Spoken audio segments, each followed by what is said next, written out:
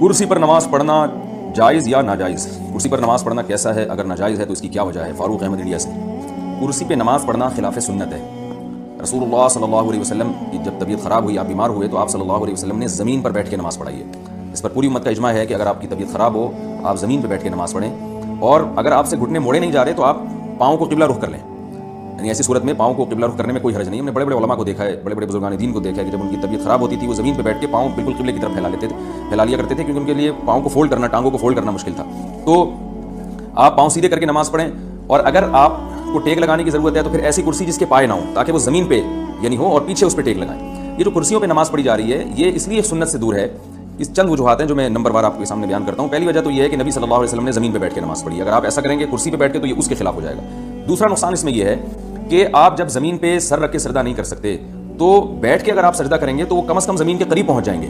اس میں تواضع زیادہ ہے۔ اگر کرسی پہ بیٹھ کے آپ سجدہ کریں گے تو زمین سے دور ہوں گے، قریب نہیں ہوں گے۔ تو سجدے کی سنت بھی زیادہ اچھی اسی صورت میں ادا ہو سکتی ہے جب آپ زمین پہ بیٹھ کے سجدہ کریں۔ یہ دو فرق ہو گئے۔ تیسرا فرق کیا ہے کہ کرسی کی وجہ سے صف میں خرابی ہوتی ہے، جبکہ زمین پہ بیٹھ کے آپ نماز پڑھیں گے تو صف نہیں ٹوٹتی۔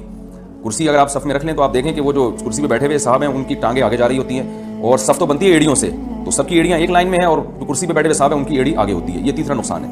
چوتھا نقصان یہ ہے کہ کرسی کی وجہ سے صفوں کو سیدھا کرنا بہت مشکل ہوتا ہے۔ اب کسی کے درمیان میں کرسی رکھی ہوئی ہے، کوئی صاحب تھوڑا سا بائیں ہو گئے تو بیٹھا ہوا آدمی تو کھسک جائے گا، لیکن کرسی والے کو پوری کرسی اٹھانا اور پھر اس کو سائڈ پہ لے جانا بڑا مشکل ہوتا ہے۔ اسی وجہ سے ہم نے دیکھا ہے کہ وہ بعض دفعہ صفوں میں جگہ خالی ہوتی ہے اور وہ جو نمازی ہیں وہ کرسی پہ بیٹھے ہوئے ہوتے ہیں اور درمیان میں جگہ خالی رہ جاتی ہے، صف بن نہیں پاتی ہے۔ پانچواں نقصان یہ ہے کہ یہ مسجد کے اکرام کے بھی خلاف ہے، بلکہ اس سے پہلے میں بتاؤں گا اس میں غیر مسلموں کی مشابہت بھی ہے۔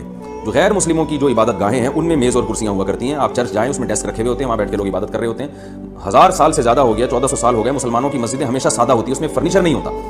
تو اب مسجدوں میں بھی فرنیچر آنا شروع ہو گیا ہے، تو اس میں غیر مسلموں کی مشابہت بھی ہے۔ اور چھٹا فرق یہ ہے، چھٹا نقصان کرسیوں میں یہ ہے کہ کرسیوں پہ بیٹھ کے جو یعنی اس میں مسجد کی بے اکرامی ہے۔ مسجد کی بے اکرامی اس لیے ہے کہ آپ کو پتہ ہے ہمارے ہاں کچھ تمیز تھوڑا سا مارکیٹ سے کچھ شارٹی ہے، جب کرسی سے لوگ اٹھتے ہیں تو اس کو سیدھا کر کے ایک جگہ پہ نہیں رکھتے، جہاں پڑی ہے وہیں کی وہیں چھوڑ کے چلے جاتے ہیں۔ 2-4 لوگ ہوتے ہیں جن کو ابا دادا سے کچھ بہت زیادہ انہوں نے تمیز سیکھی ہوتی ہے، وہ ذرا سلیقے سے کونے میں رکھ کے چلے جائیں گے، لیکن اکثر لوگ کرسیوں کو ایسے ہی چھوڑ کے چلے جاتے ہیں، اور گھٹنوں کی بیماری بہت تیزی سے پھیل رہی ہے۔ ہم تو بچپن میں دیکھتے تھے ایک بھی کرسی نظر نہیں آتی تھی مسجد میں، پھر آہستہ آہستہ 1 آئی 2 آئی، اب آدھی صفیں کرسیوں پہ ہوتی ہیں۔ تو کچھ دنوں میں یہی ہوگا کہ یہ ساری کرسیاں دائیں بائیں الٹی سیدھی رکوع سجود میں پڑی ہوئی ہوں گی، اور مسجد کی یقیناً بے اکرامی ہے۔ مسجد میں تو سلیقہ ہونا چاہیے، تو یہ ایک بہت بڑی وجہ ہے۔ اور ساتویں وجہ یہ ہے کہ اگر یہ کرسیوں کا رواج ختم نہ ہوا تو ہوگا یہ کچھ دنوں میں کہ یہ مسجدیں آپ کو سرائے اور ہوٹل نظر آنا شروع ہو جائیں گی۔ میں یہ دعویٰ میں نے 5 سال پہلے کیا تھا، اور اب اس دعوے پر کا مشاہدہ بھی ہونا شروع ہو گیا ہے۔ میں نے 5-6 سال پہلے یہ بیان کیا تھا کہ آپ دیکھیے گا کچھ وقت کے بعد ایسا ہوگا کہ کرسیاں رکھی ہوئی ہوں گی، لوگ ان کرسیوں پہ بیٹھے ہوئے ہوں گے، اور سامنے میز رکھی ہوئی ہوگی اور چائے اور قہوے چل رہے ہوں گے۔ بالکل وہ ماحول ہوگا جو ہوٹلوں کا ماحول ہوتا ہے، کیونکہ جب کرسیاں آ گئیں تو پھر ظاہر ہے پھر صحت مند لوگ بھی ان پہ بیٹھیں گے۔ نماز کے بعد جو ہے نا گپ شپ لگانے کے لیے صحت مند لوگ بھی ان کرسیوں پہ بیٹھیں گے، پھر جب بیٹھیں گے تو وہ گول دائرہ بھی بنے گا، پھر جب بنے گا تو پھر میز لانے میں کتنا ٹائم ہے، پھر چائے اور سٹے بھی چلیں گے اس میں۔ تو اب میں تو رمضان میں دیکھتا ہوں کہ یہ سب کچھ ہو رہا ہے، کرسیوں پہ اعتکاف والے بیٹھے ہوئے ہوتے ہیں اور چائے بھی چل رہی ہوتی ہے۔ بالکل وہ گپ شپ کا ماحول ہوتا ہے جو گلی محلے میں نہیں کرسیاں ڈال کے لوگ بیٹھے ہوئے ہوتے ہیں۔ تو یہ مسجد کے اکرام کے بالکل خلاف ہے، اس کو ختم کرنے کی کوشش کرنی چاہیے۔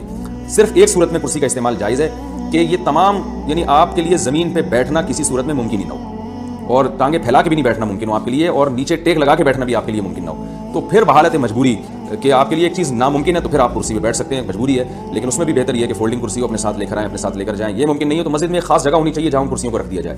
تو یہ اس پر ائمہ کرام کو، مساجد کے اماموں کو چاہیے کہ اس پہ جو ہے وہ نوٹس لیں، اور مسجدوں میں جو کرسیوں کا رجحان بہت تیزی سے بڑھ رہا ہے اس پہ جو ہے نا اس پہ کنٹرول کرنے کی کوشش کریں۔ آرام طلبی تو بڑھتی چلی جا رہی ہے، کچھ دن میں ایسا ہوگا کہ کرسیوں کے بجائے صوفے آئیں گے، آپ دیکھیے گا باقاعدہ صوفے آئیں گے کہ بھائی اب سخت جگہ پہ بیٹھا نہیں جا رہا، صاحب کو ڈاکٹر نے کہا ہے کہ آپ سخت جگہ پہ نہ بیٹھیں، نرم جگہ پہ بیٹھیں، تو پھر وہ باقاعدہ صوفے آئیں گے، اور پھر وہ جب صوفے آئیں گے تو پھر وہ فولڈنگ صوفے آئیں گے کچھ وقت کے بعد، پھر وہ ایسا صوفہ آئے گا کہ بوقت ضرورت وہ اس کو بیڈ بھی بنایا جا سکے، کیونکہ بعض دفعہ نمازی تھک جاتے ہیں، ان کی کمر میں درد ہوتا ہے تو ان کو لیٹنا بھی پڑتا ہے، تو وہ پورا ماشاءاللہ گھریلو ماحول بن جائے گا، آپ کو گھر جانے کی ضرورت نہیں رہے گی۔